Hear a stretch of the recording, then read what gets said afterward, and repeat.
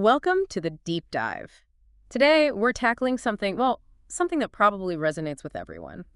Grading. Oh, yeah. We all remember school grades. Exactly. Hey. And we know those traditional models, right? There's the one some call the Bactrian camel, Mhm. kind of like two humps. Right, where you get a bunch getting A's and, well, another big group failing. Sort of an all-or-nothing feel. And then there's the more common one, the dromedary camel, Yeah. or, the bell curve. The classic bell curve, yeah. Most students land in the middle, maybe a C, and then it tapers off to the A's and F's at the ends. It feels like these systems almost predetermine that some have to fail, or at least not excel. They dictate a spread, absolutely. But that gets us thinking, what if we could actually move past those curves? Like, completely. What if there was a genuine path for everyone who puts in the work to get a well-deserved A? That's the core question. Because if you're tuning into this, you're likely someone interested in deep understanding, not just checking boxes. Definitely. So our goal today is exploring a different way, an alternative to that competitive, sometimes judgmental grading system. We'll be digging into something called the Maieutic method, drawing on some really interesting teaching ideas from the sources you shared with us. It's about a more constructive path. And this isn't just abstract theory. It's based right on those sources you, our listener, pointed us towards. So let's jump in. Why this pushback against traditional grading? What's the problem? Well, a big critique, and you see this in the gamified grading source, is that the word grading itself can feel, well, degrading. Degrading. Yeah, the argument is that these systems often just foster constant comparison, constant evaluation. It can be really stressful. I can see that. And it's not just the stress, right? The sources also mention how these systems support kind of an outdated school model, Right. the factory school. Oh, definitely. That old model, it was all about discipline, following instructions, basically preparing people for assembly lines. But the gamified grading source points out, you know, automation handles a lot of that now.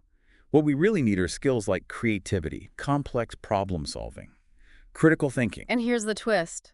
The focus on grades can actually get in the way of developing those very skills. Exactly. It can create so much anxiety that, as the sources suggest, students are hesitant to share work that's still in progress, still messy. That fear of being judged. Yeah. It's a huge barrier.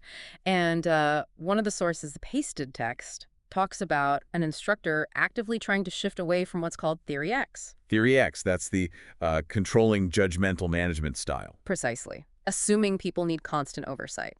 And this instructor wants to move towards Theory Y and even Theory Z. Which are more about Trust, believing people are intrinsically motivated, want to contribute, want to grow. It's about fostering self-actualization, really. Collaboration over control. that pasted text source also had a really sharp point about Theory X, didn't it?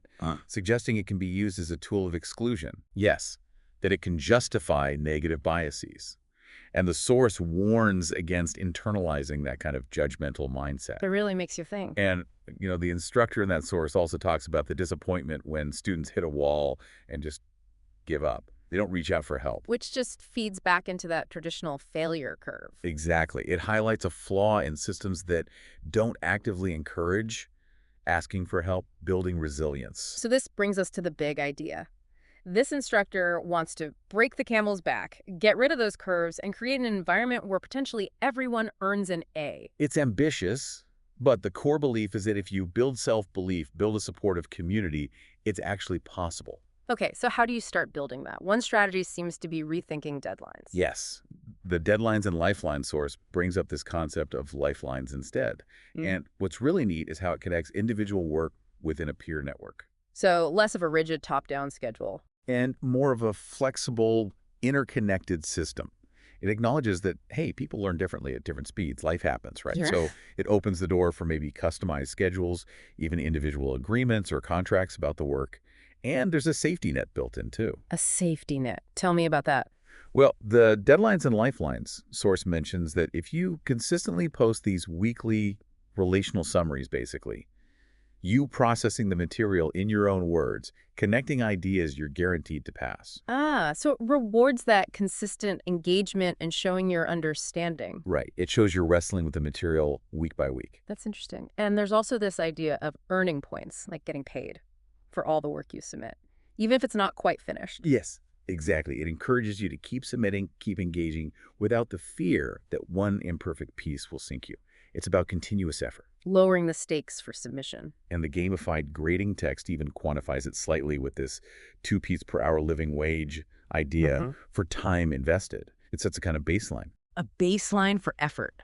And then there's the very direct make a point, get a point idea. Simple, I like that. Make a point, articulate something meaningful, and you get recognized for it. Exactly. So the focus shifts. Mhm. Less about just hours clocked, more about the value you're producing and communicating. Okay, this focus on nurturing understanding, on communication.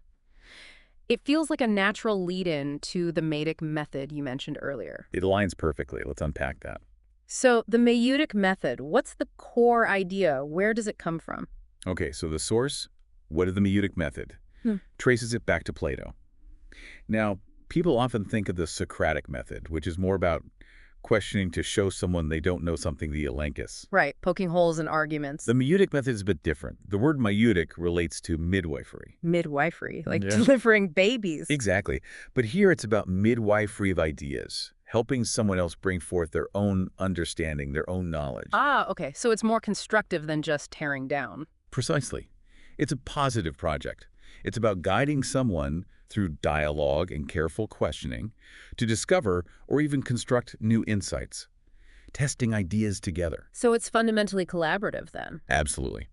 The source highlights the role of the skeptic, not skeptic in a negative way, but the interlocutor, the questioner, who helps the other person refine their ideas by posing objections, testing assumptions.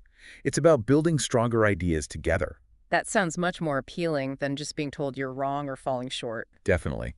And the source argues this really connects with modern teaching practices that want to empower students, help them develop their own positions, understand their own thinking process, strengths, weaknesses. So how does this actually look in practice based on our sources? The Well, instructor uses dialogue, questioning. a key tool mentioned is perusal. That source describes it really well.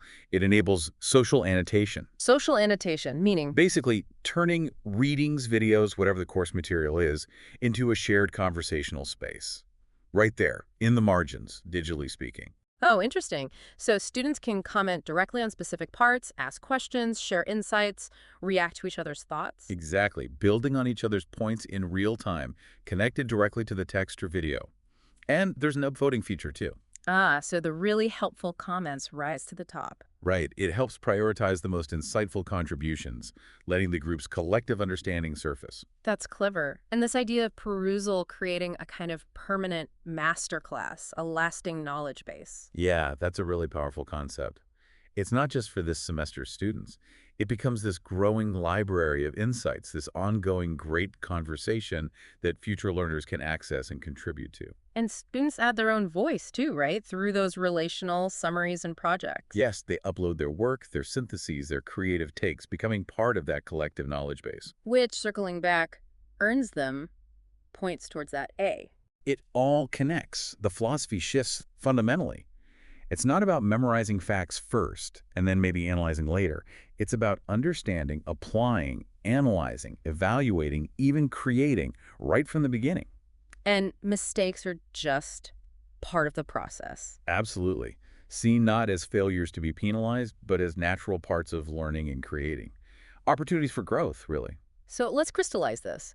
The A grade in this model isn't some scarce resource rationed out by a curve. Not at all. It's the outcome of investment. It's what happens when you accumulate the required points 320, was the number mentioned in the sources, by genuinely engaging. Through doing the work, the summaries, the projects, participating in that Maieutic dialogue. Right, the gamified grading and training the next generation sources frame it almost like leveling up in a game. You Yeah. do the tasks, you explore, you collaborate, you create, and you progress. And those relational summaries are key for documenting your understanding, connecting it to your own experience. Vital. They show you're not just passively receiving information, but actively processing it, making it your own. And they can become starting points for bigger creative projects. Exactly. Presentations, videos, art, code, whatever fits the material and the student's way of expressing understanding. Lots of flexibility. And there are even points for adding references, multimedia, sharing your work publicly. Yes, rewarding deeper engagement and contributing back to a wider conversation. Even things like midterms and finals are framed differently. Less high-stakes pressure. More like opportunities to showcase the wisdom you've built up over time. offering choices, flexibility, focusing on synthesis rather than just recall under pressure. So, wrapping it all up, the A becomes attainable for anyone who truly invests themselves, engages collaboratively through this Maieutic approach, and follows these principles of self-direction. That's the goal. It's a deliberate move away from the limitations of the Bactrian and dromedary curves, aiming for a system that empowers everyone to potentially achieve excellence. Okay, so as we finish this deep dive, let's recap the core ideas. I'd say first, it's this clear rejection of grading curves that preordain failure for some. Just getting rid of that zero-sum thinking. Right. Second. Embracing self-directed learning, but with, importantly, support structures like those lifelines and continuous feedback. It's not just leaving students adrift. Makes sense. And third. The Maieutic method. Using that collaborative, inquiry-based dialogue as the engine for deep understanding, making that a reflection of genuine learning and contribution, achievable by potentially everyone involved. It really paints a picture of a learning environment focused on growth, contribution, and, dare I say, maybe even the joy of discovery, rather than just competition and judgment. Absolutely. Which leads to the question for you, listening. How could thinking about learning in this way, less curve, more collaboration, more focus on the process, change how you approach learning or view achievement? And maybe a final thought to leave you with, if we foster these kinds of collaborative, inquiry-driven environments, not just in schools but elsewhere, what potential could we unlock for everyone to excel? It's definitely worth exploring those sources further. Thanks for joining us on the deep dive.